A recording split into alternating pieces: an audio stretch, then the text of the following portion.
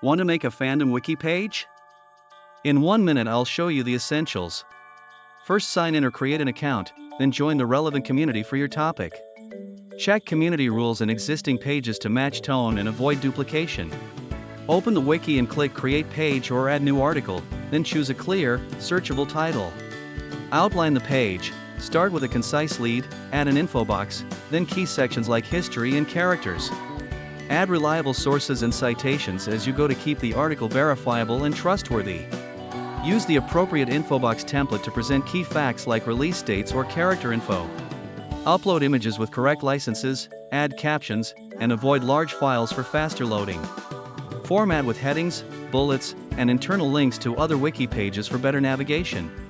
Preview your page on desktop and mobile, then proofread for clarity and neutrality. Save your draft, use the talk page for big edits, and welcome constructive feedback from other editors. Start your page now, pick a clear title, add an info box and citations, and publish your first draft.